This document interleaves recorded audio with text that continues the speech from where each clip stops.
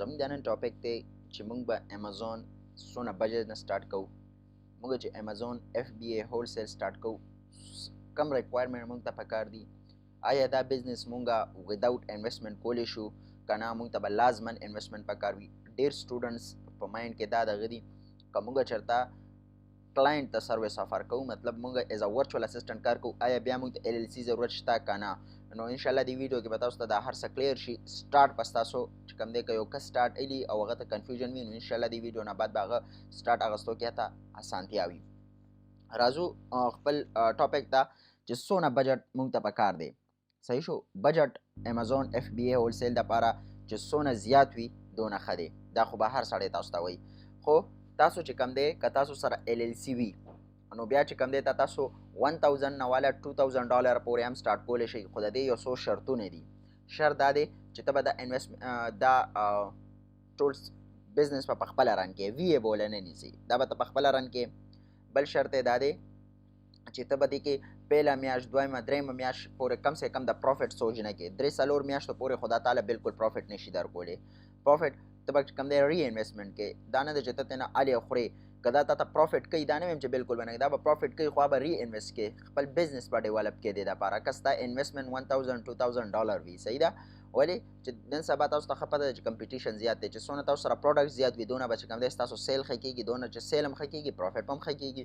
چې نن تا سره مطلب انویسټمنټ کم دی او یو دوه پروډکټ دې لګولي وي هغې کې هم چې کوم دی ان کیس امازون راشي ان کیس کمپټیشن سیوا شي نو بیا پروډکټ ته ناست وي او ټول انویسټمنټ دې په هغه یو پروډکټ لګولي وي نو بیا چې کوم دی ډېره مشکله شي دا بزنس رن کول. صحیح شو. نو بیا چې کوم دی تاوان لازمي کېږي. صحیح ده. ښه اوس دا خو د بجټ خبره شوه. یو کس وایي چې زه خپل انویسټمنټ کوم مطلب زه خپله بزنس کوم زه ایز ا VA کار نه کوم ماله کورس راځي یاره زه خپل سروس نه ورکوم زه پهله خپل انویسټمنټ کوم نو هغه دپاره چې کوم دی $1000 نه والا $2000 پورې وي LLC نه علاوه چې LLC جوړوي نو کم سے کم 2000 نه والا $3000 پورې چې د سره وي او LLC په دې کې جوړوي کې خپل بزنس هم رن کړي. خو بیا هم درته ویم چې 4-5 میاشتې به ستا دا بزنس ډیولپ کېدو کې ایلي او انویسټمنټ او هر څه به ته په خپله مینج کړې اکاونټ به ته په خپله مینج کړې VA به ورته نه نیسې بیا نه کېږي. صحیح ده چې ته VA هم ورکړې او خپله هم کړې نو بیا مشکله ده. ښه راځو چې ریکوایرمنټ موږ دپاره څه دي. دې کې موږ ته څه ریکوایرمنټ دي. که زه خپله انویسټمنټ کوم اوس زه لګیا یم زه وایم یو سټوډنټ وایي زه خپله انویسټمنټ کوم نو هغه دپاره څه پکار دي. ټولو نمبر 1 هغه ته پکار دی انویسټمنټ. انویسټمنټ چې ما تاسو ته څنګه ووایي $2000 نه والا $3000 پورې دا ټولو نه منیمم ټو منیمم دی. منیمم نه منیمم. صحیح ده. چې څونه اوس ته انویسټمنټ سیوا کې دونه به ستا چې کوم دی پروفټ مارجن سیوا کېږي د لږو نه سټارټ والا د $500 نه والا $1000 نه والا پوه شوې پې خپله بزنس رن کا پوه شوې پې هغې نه بعد چې کوم دی انویسټمنټ سیوا کا ځان سره پارټنر ایډ کا ډېر بیا پاسبلیټیز راځي. خپله یو کار وکړې پوه شې پې چې دا څنګه بزنس کېږي لاره درته ښکاره شي نه بعد چې کوم دی نور هم پکې انویسټ کا. ضروري نه ده چې ته کور خرڅ کړې ټولې راوړې ګاډۍ خرڅ کړې ټولې راوړې هغه انویسټ کړې او هغې باندې بیا چې پوه نه شو ټول دنه تاوان وشي نو بیا به خامخا هر چا ته وایي دا دوکه ده دا دروغ دي دا دي بیا انسان مایند کې بار نیګیټیویټي راځي. صحیح شو. نو دې دپاره درته وایم چې لږ نه لږ انویسټ کا خوند دله درکړي پوه شوې پې بیا انویسټ کا زیات انویسټ کا پارټنر ایډ کا بل کس ایډ کا انویسټر ایډ کا نو بیا چې کوم دی د سړي بزنس برتلی شي. دویم نمبر باندې راځي LLC. LLC کې به تاسو ته یو څو شیزونه پکار وي. LLC مې ځکه لیکلي دې سره ما نور ډیټیلز نه دي لیکلي هغه به درته بعد کې ښیم. هغه درته ځکه چې اوس دلته مطلب اوس سړی کنفیوز کېږي بس LLC کې راځي سیلر پرمټ EIN لیټر آف ارګنایزیشن. صحیح شو. دې کې هر یو شیز بیا راځي دننه LLC کې دننه A to Z هر یو شیز راشي. صحیح ده. دې باندې ډفرنٹ سټیټ کې ډفرنٹ خرچه راځي $700 نه والا $600-700 نه والا $900 پورې ویب سایټ سره اپروکسیمیټلی راځي. صحیح شو. کم هم راتلی شي زیات هم راتلی شي. ښه دا اوس په سټیټ ډیپینډ کوي. دې نه بعد د امازون سیلر اکاونټ تاسو له چې څوک LLC جوړوي به تاسو له سیلر اکاونټ جوړوي. صحیح شو. ویب سایټ بزنس ویب سایټ. ښه اوس ویب سایټ چې کوم دی دې کیس کې به کېږي یو کس دی هغه تا ته وایي چې زه تا له LLC جوړوم خو دې کې ویب سایټ نشته نو بیا ویب سایټ پای کې نه دی منشن او چې تا ته وایي ویب سایټ هم پکې منشن دی به تا له ویب سایټ هم درکوي. هولسیل دپاره ډېر ملګري وایي چې ویب سایټ موږ څه پې کوو.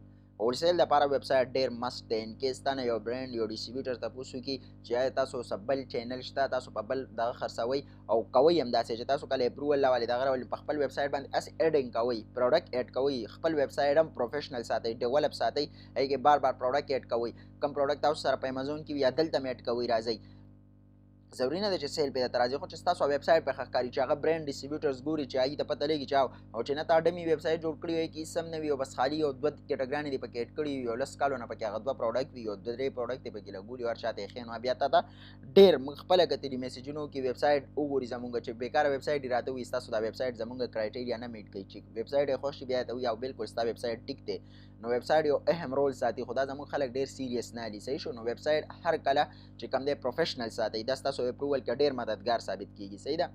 او ویب سایټ کې به تاسو ته چې کوم دی پروفیشنل میل هر یو شیز په ویب سایټ کې هوسټ اینډ ډومین چې کله دغه شي نو تاسو ته به دې کې پروفیشنل ایمیل یا هر یو شیز میلاویږي، هغې باندې به تاسو چې کوم دی برانډ سره او ډسټریبیوټر سره کانټیکټ کوئ. صحیح شو.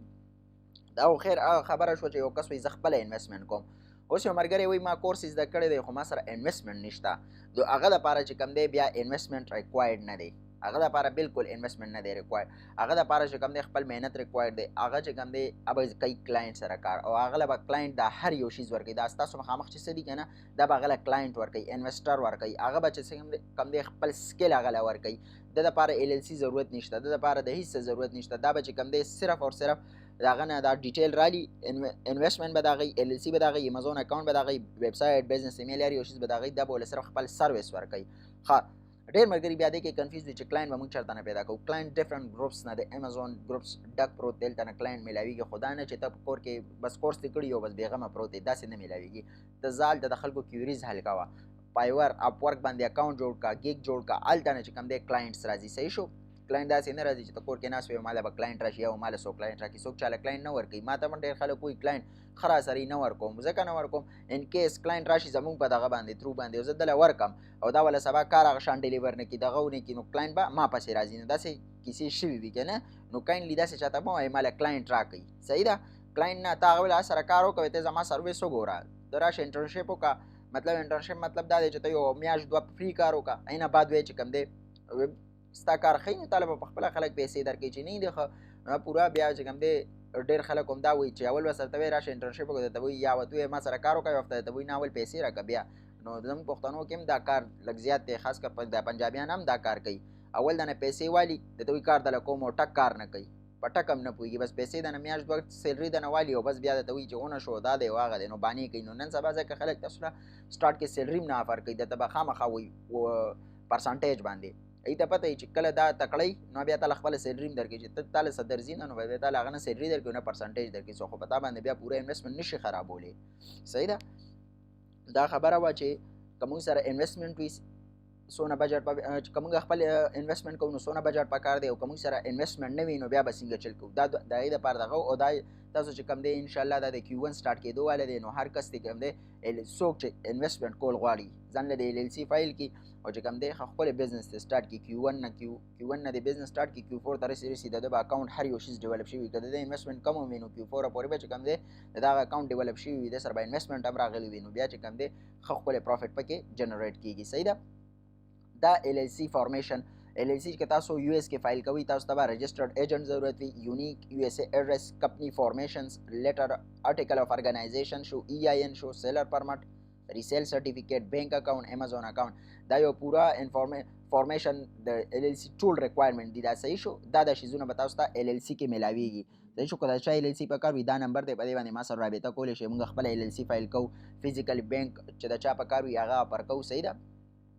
نو دا چې کوم دی بجټ وو، چې کم بجټ او څونه بجټ موږ ته ریکوایرډ دی او موږ سره کم شیزونه موږ ته ریکوایرمنټ دي. صحیح شو.